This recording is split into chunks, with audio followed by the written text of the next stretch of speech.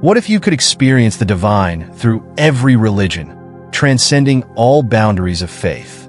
This is exactly what Sri Ramakrishna did, embarking on a journey that united Hinduism, Islam, and Christianity in his heart.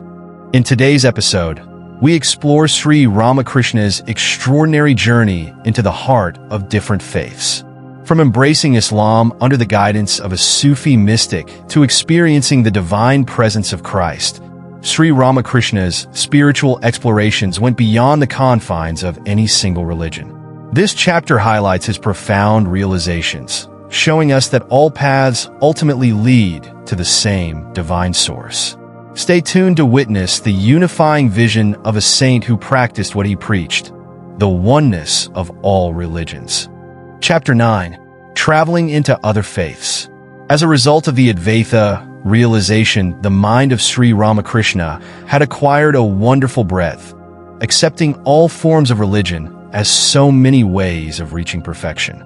Towards the end of 1866, soon after his recovery from dysentery, Sri Ramakrishna was attracted by the faith and devotion of a Sufi mystic, Govinda Ray by name, who had embraced Islam and lived at Dakshineshwar at this time. Gradually, it came to the mind of Sri Ramakrishna that since Islam was also a means to the realization of God, he would see how the Lord blessed the devotees who worshipped that way. He therefore got the necessary initiation from Govinda. To the practice of this new religion, the master applied himself with his characteristic thoroughness. Thus did he describe his mentality at this period. Then I used to repeat the name of Allah, wear my cloth in the fashion of the Mohammedans, and recite the namaz regularly. All Hindu ideas being wholly banished from the mind. Not only did I not salute the Hindu gods, but I had no inclination even to visit them. After 3 days, I realized the goal of that form of devotion. First of all, he saw a radiant person with a long beard and of grave appearance. And then his mind, passing through the realization of the Brahman with attributes, was finally absorbed in the Brahman without attributes. The very fact that he practiced Islam after attaining perfection in the Advaita makes it clear that only through this, the underlying basis of all faiths, can the Hindus and Mohammedans be united with each other. 7 years later, he had a similar realization of Christianity. In 1874, Sri Ramakrishna came into intimate contact with Shambhu Nath Malik of Calcutta, who had a garden close to the Dakshineshwar Kali temple. Sri Ramakrishna used to spend a good deal of time in this garden house of Shambhu Malik, who came to regard the master with sincere love and esteem, and after Mathar's death gladly supplied all his wants. Though not a Christian, he used to read the Bible to Sri Ramakrishna, who thus came to know about Christ and Christianity. He felt a strong desire to realize the Divine Mother by this new method, and it was fulfilled in a strange way. One day, Sri Ramakrishna was sitting in the parlor of a neighboring house belonging to Jajlal Malik, a devotee of the Master. On the walls were many beautiful portraits, one of them being of Christ. Sri Ramakrishna was looking attentively at the picture of the Madonna with the Divine Child and reflecting on the wonderful life of Christ, when he felt as though the picture had become animated, and that rays of light were emanating from the figures of Mary and Christ and entering into him, altogether changing his mental outlook.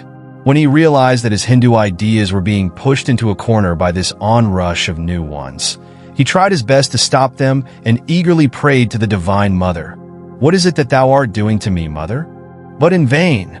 His love and regard for the Hindu gods were swept away by this tidal wave, and in their stead a deep regard for Christ and the Christian Church filled his heart, and opened to his eyes the vision of Christian devotees burning incense and candles before the figure of Jesus in the churches and offering unto him the eager outpourings of their hearts.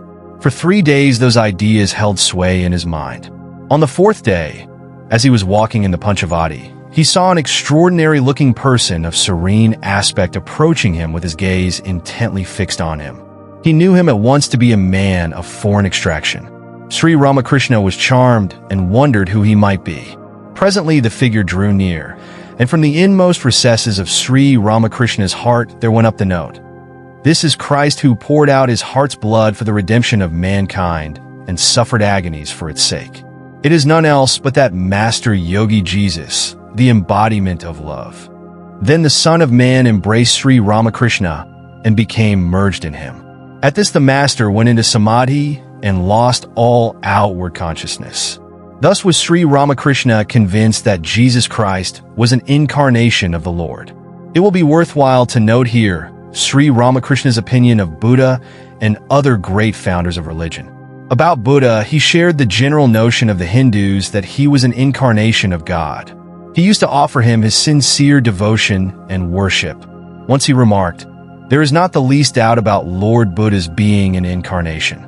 There is no difference between his doctrines and those of the Vedic Jnanakanda. We have every reason to believe that he spoke thus because of his supernatural insight."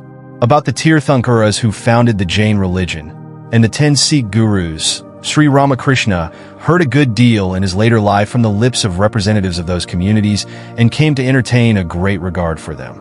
In his room at Dakshineshwar, there were a small statue of Tirthankara Mahavira and a portrait of Christ, before which incense was burnt morning and evening. Of the Sikh gurus, he used to say that they were all incarnations of the saintly King Janaka. Thus, as a result of his realization through all forms of discipline, he was firmly convinced that all religions were true, that every doctrinal system represented a path to God. The three great systems of thought known as dualism, qualified monism and monism, the Vishishtadvaita and Advaita, he perceived to be but different stages in man's progress towards the goal. He held that they were not contradictory, but complementary, being suited to different mental outlooks. Thus he used to say to his disciples, "I have practiced all religions, Hinduism, Islam, Christianity, and I have also followed the paths of the different Hindu sections. I have found that it is the same God towards whom all are directing their steps, though along different paths. The tank has several ghats. At one, Hindus draw water in pitchers and call it jal.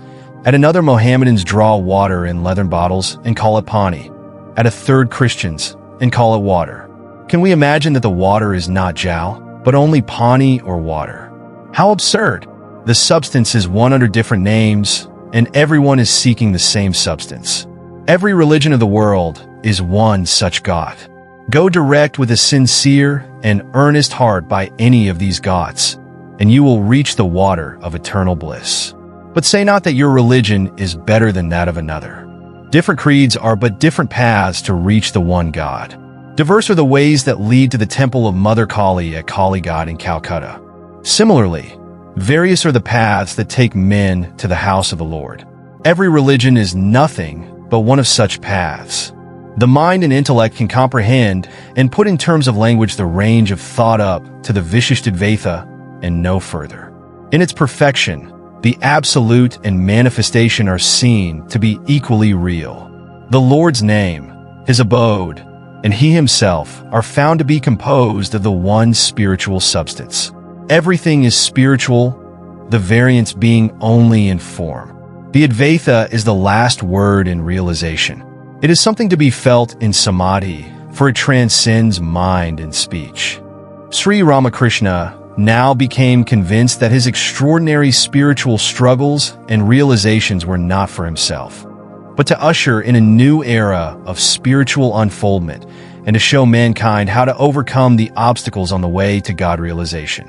He looked upon himself as an incarnation of God, though he disliked any reference to it. In our next episode, we explore a unique chapter in Sri Ramakrishna's life that redefines the sacred bond of marriage. You'll witness how he recognized the divine presence within his wife, Sharada Devi, treating her not just as his partner, but as a manifestation of the Divine Mother herself. This episode offers profound insights into the balance of spiritual life and worldly duties, and it's not to be missed. Make sure to join us for this extraordinary story of finding divinity in the everyday. Thank you for listening till the end. Please subscribe, turn on the notifications, like, comment, and share with your friends. This will help more listeners to discover our channel and content.